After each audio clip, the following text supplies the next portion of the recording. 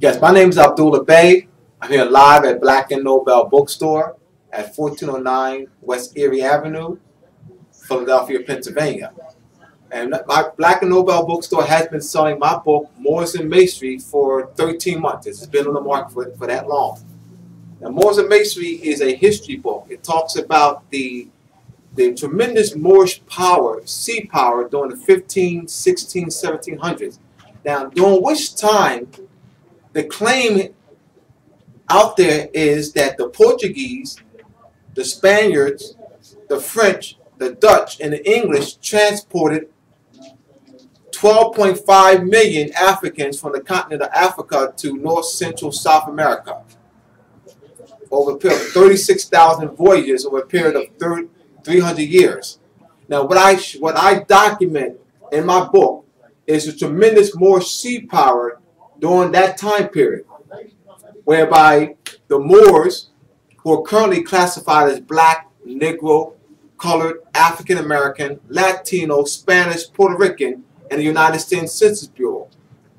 And the race and ethnic stands for Federal Statistics and Administrative Reporting. Now, I show documentary evidence that the Moors were seizing European ships during that time period between the 15 and 1800s. Also seized hundreds of thousands of Europeans and held them in captivity for high ransom.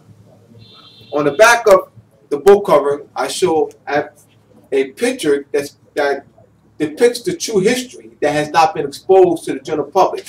Robert Davis, a professor of Italian Renaissance history, quotes him. I quote him. He's a professor of Italian Renaissance history, Ohio State University. The enslavement of Europeans doesn't fit the general theme of European world conquest and colonization that is central to scholarship on the early modern era. Now I have my next book, which will be looking to come out around May, is titled The Masonic Compass and Square and the Connection to Timekeeping and Measurement. Now, most people who talk about Masonry talk about it in the sense of, evil, secret society, controlling the world, controlling people's minds, but oftentimes you don't hear the discussion of astronomy, spherical trigonometry, surveying, navigation, cartography, map making, science of how to activate the higher brain senses, the science of sound. So you don't hear that associated with Masonry. It's always the spookism, secret society, controlling the world type thing. So what I do, 7 chapters, about almost 300 pages, is I actually explain the astronomical origin of what Masonry is. Now, this here is what the Knights Templar use. This cross is tilted at a 23.5 degree angle. And that is symbolic of the precession of the equinoxes. Every 2,152 years, the vernal equinox moves 30 degrees. And what occurs is you have a new age. And when a new age is ushered in, you have a change in consciousness, also a change in weather patterns or climate change. You would have calamities. So this knowledge is ancient.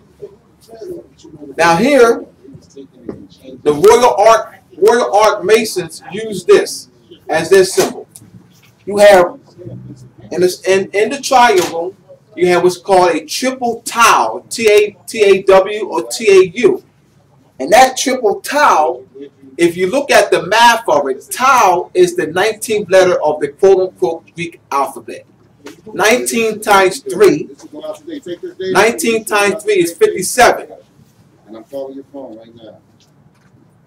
19 times 3 is 57. And that 57 is 57 degrees. When you when one is studying geometry, one uses angles, measure angles by degrees. But if you're studying trigonometry, you study how to measure angles by radian. 1 degree equals 157 degrees equals 1 radian. So this is symbolic of the math. Spherical trigonometry, yeah, plane trigonometry and spherical trigonometry.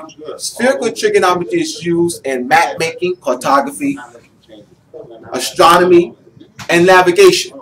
As you're measuring the backdrop of a sphere, you use plane trigonometry, you're measuring on a flat surface. Plane trigonometry. All right, so I actually go into the astronomical origin of what they actually call symbolism. Now, the Confederate flag, you vision the Confederate flag, and what you'll see is the stars that are in the form of this formation. And this formation, and you look at the Egyptian, there are Egyptian statues that have their arms crossed and holding an ankh in each arm. So that, what the Europeans have done was taken that which is ours and have used that ancient symbol in the Confederate flag, and as we saw, it's associated with enslavement, hatred, lynching, killing. So our people are afraid of the Confederate flag, not knowing that the symbol is theirs. And it represents the galactic cross. Once again, we're dealing with astronomy. The galactic cross, and you'll have the tropical cross. The British flag is a combination of the tropical cross or earth cross, the 4 seasons, and the galactic cross. The skull and bones, using the crossbones. So the Europeans have taken our imagery, which actually refers to astronomy. So every 25,920 years, which is a great year, that's 12 ages. 2,152 times 12 is 25,920, representing a great year. So you have the tropical cross, the earth cross, and the galactic cross forming. So you have the ecliptic on the tropical cross and the galactic equator. When they intersect, that occurs every 25,920 years. So there are symbolism that relates to astronomy, representing actually the precessional equinoxes. So the Europeans have preserved this ancient knowledge of the precessional equinoxes. Unfortunately, for our people, they don't know the knowledge. They don't have the science of what it really is. So therefore, they are afraid of it. Europeans have misrepresented purposely so that they can control us and maintain our ancient knowledge of civilization, of how we maintain civilization and laid it out. This knowledge is very important. What one can do with this knowledge, knowing the precessional equinoxes, you can foresee calamity 100 to 200 or 1,000 years into the future. So if, for example, California, if when a new age rushes in California, you know, or this area of Philadelphia, you know 100 years from now, it's going to be underwater. All right? So, but you have that, because of this knowledge and forethought of the knowledge of astronomy and the precessional equinoxes, you can what? Move out 1 million people in a period of 100 years. So this knowledge is very important. You have, and there are Europeans, Masons who don't know this. All right? Then you also have the 2 solar pillars of Boaz and Jachin. Yeah.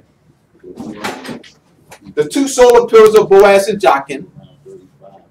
And those solar pillars mark the winter solstice and summer solstice. And these, Stonehenge, for example, Stonehenge is actually an ancient site in England that actually marks the winter solstice and summer solstice. The summer solstice occurs every 2,000. You cut, because yes, my name is Abdullah Bey. I'm here live at Black and Nobel Bookstore at 1409 West Erie Avenue, Philadelphia, Pennsylvania. And my Black and Nobel Bookstore has been selling my book, Moors and Masonry, for 13 months. It's been on the market for that long. Now, Moors and Masonry is a history book. It talks about the tremendous Moorish power, sea power, during the 15, 16, 1700s. Now, during which time, the claim out there is that the Portuguese, the Spaniards, the French, the Dutch, and the English transported 12.5 million Africans from the continent of Africa to North Central South America over a period of 36,000 voyages over a period of 300 years. Now, what I document in my book is the tremendous Moorish sea power during that time period, whereby the